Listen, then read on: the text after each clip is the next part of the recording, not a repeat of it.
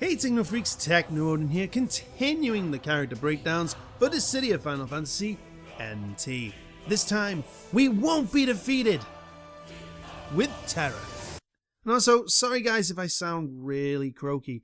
I'm still kind of recovering from the flu I had nearly over a month ago. I know it's taken a while. And for those of you who are wondering when my next episode of Let's Voice Final Fantasy comes out, I'm kind of wondering that myself. This is really hard to deal with when majority of the time you're still like can't breathe and struggling to not cough. Anyway, sorry, long-winded excuses over.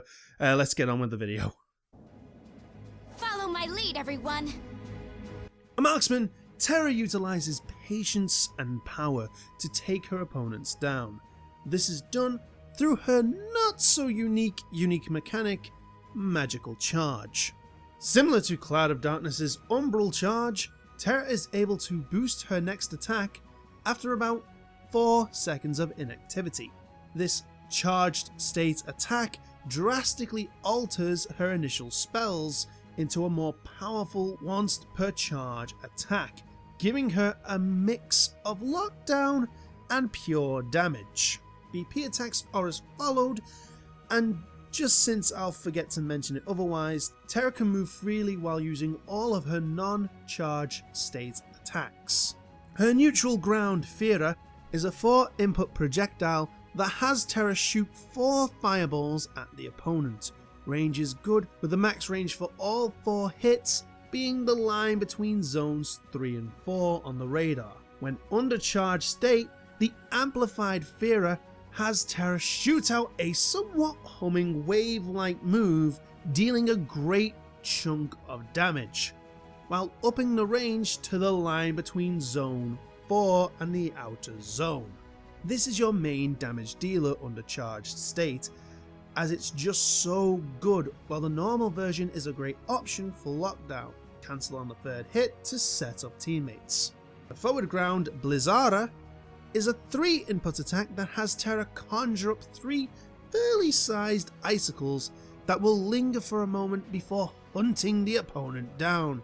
Range is great, with the max range being around the line between zones 4 and the outer zone. When under charge state, Terra will conjure 5 ice orbs in a circle, which, like normal Blizzara, will pause for the cause before firing off 5 icicles in rapid fire, similar to Golbez's Lightning Spark. This is mainly a pressure/defense move, as the orbs and icicles can still damage while stationary. Her backwards ground, Tornado, has Terra conjure, well, a tornado point blank in front of her. Nothing special, as it fizzes out as fast as it's conjured, but when under the charged state, the tornado becomes an F5, ripping through the field, albeit very slowly, before it reaches its max range on the line between zones 2 and 3. Either way, it's a good get-off-me tool anti-dive bomber move, though still poise beats spell priority, so be careful. Her neutral is Holy, and this is pretty much the version of Terra. 4 orbs that lock down the opponent. Then when in the charge state, Holy will have Terra conjure 5 giant orbs as a wall in front of her, similar to Golbez's Terra Storm. Max range is zone 4, with the optimal range for everything hitting looking to be between the line of zones 3 and 4 on your radar. Again, another great defensive option under charge state, and one that packs a punch. Her forward Thundara is another 3-input move that has Terra send 3 short-range bolts of lightning into the enemy, with the last one sending the opponent flying. Not for a wall rush, they removed that. Max range is zone 2, and this is a decent option up close, though the vertical tracking leaves a lot to be desired. When under charge state, Terra will focus the electricity into one big blast, sending the opponent flying for the wall rush. Max range is boosted to the line between zones 2 and 3 on the radar, and again this is a great close quarters combat attack, especially near walls for some good old marksman combos. Her backwards is Flare, another input explosion attack similar to Bots' charged Black Mage attack or X-Death's Earthquake. Max range is just touching the line between zones 3 and 4, which isn't bad. Cancelling this after the second hit to set up another attack, preferably Thundara, is a good go-to. When under charge state, Fleur will have Terra conjure up a small sun that will linger for a moment, drawing the enemy in before blowing up. Max range is the line between zones 3 and 4, and this move isn't bad for crowd control as it hits hard and it has that little vacuum effect that can become annoying for people. Or even better, to defend a core.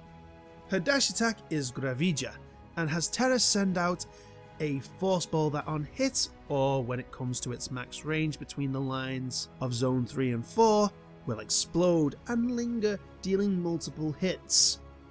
When in charge state, the range really isn't increased, but the blast radius gets a huge boost, allowing it to land just within zone 4. Again, a great crowd control option with a little bit of odd vertical tracking. Now normally I'd go into HP attacks, but to keep a good flow, I'm going to have to talk about her unique EX skill, Trance, as it ties into her HP attacks. So, Trance, a move based on her unique ability in her game of origin Final Fantasy VI, sits on a almost for what it is 70-second cooldown, and lasts for about 20 seconds. This has Terra lose control of herself and become her Esper form, greatly affecting the properties of her HP attacks, but also allowing her to keep her magical charge when hit by an enemy BP attack. But it's the changes to the HP attacks that is what Trance is really about. So let's get to it. For HP attacks, we start with Meltdown, a reoccurring spell in the series.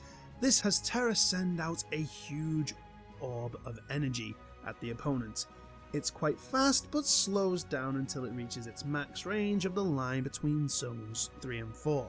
In Trance, the orb will travel to zone 4, and you can seemingly charge it a little bit, but to be honest, I think that's a typo, because there is little to no difference from if you tap or hold the HP attack button. Her second HP attack is Meteor, another main staple spell which acts similar to Onion Sage's HP attack of the same name, only with a smaller hitbox and shorter active time, and this only just reaches the line between zones 3 and 4, so not much they're going for it at the moment. Though it's fast starting up, and when in Trance, its range gets boosted comfortably into zone 4, making it quite spammy. Her third HP attack, Riot Blade, is a counter HP attack based off her Desperation attack in Final Fantasy VI, where Terra blocks an opponent's BP attack before sending blade-like shockwaves that increase in number the less HP she has at the opponent. Range is hard to determine thanks to, well, AI not being very cooperative test dummies, but I believe it's the line between zones 2 and 3, and when in Trance, she gets guaranteed max damage. Again, she can move while casting this attack, which is great if you want to try and go all bodyguard and jump in front of an enemy marksman's projectile. Her fourth HP attack is Chaos Wave, borrowed from her dear Papa Esper, Maduin. Maduin? Maelduin. This is another explosive wave attack, similar to Spirit Surge and Almagest, where Terra concentrates her rage and energy to a fixed point before unleashing it with explosive force. Charging the attack will allow Terra to move freely while drawing the opponent in from the line between zones 1 and 2, until the big boom. When in Trance, the size of the explosion is increased, making it around full power Spirit Surge level. But which is better? Okay, it's Meteor hands down, and then everything else is kinda sorta there. Not bad, but there's either nothing really special, or just in my mind things that could really be done so much differently and better. As I stated, Meteor is the go-to because it's fast, hits multiple targets, and has range, giving it the X-Death spamming seal of approval. Chaos Wave can sort of be the defensive get-off-me attack, but I feel it's a little too slow on startup. Plus, for the idea of offense, I really don't like the concept of a marksman being encouraged to go to melee range, so yeah. Meltdown, in my mind, is just a pure noob tube attack. Great very early on, but as you gain ranks, you'll want to start switching to Meteor. Riot Blade, like all counter HP attacks, is a move I'm kinda biased towards. It can condition the opponent to think twice about going in to attack you, which is very helpful to Terra since she will be the primary target. This allows you time to actually get a charge, but I'd be lying if I said this move isn't her weakest attack. The move itself suffers from the same issues block/counter HP attacks have, and that's unless stated otherwise, they have no way of blocking HP priority attacks. This includes projectile EX skills like Poisonga and also summon attacks. Some characters have gimmicks to allow them to counter HP attacks, like Bart having to successfully use Knight a number of times to be able to counter everything, but Terra doesn't have that. She is only BP attack, and that means if you equip it, you're effectively taking yourself out the game, because good opponents know you are susceptible to HP attacks, and that can turn into a HP attack gank situation very quickly. Plus, if you have not so very good teammates, or in a lot of cases right now, AI teammates, you can't really win by yourself. If you have one human enemy and both of you have AI opponents, the enemy can just farm the AI and HP attack you. The only way to sort of get momentum going is to try and take the enemy AI BP attack and to try and turn things around, which a good chunk of the time ends in timeouts, which is still a loss. And this is wrong. These type of attacks should be able to block HP attacks in some way. I'm not saying she should be able to always do it.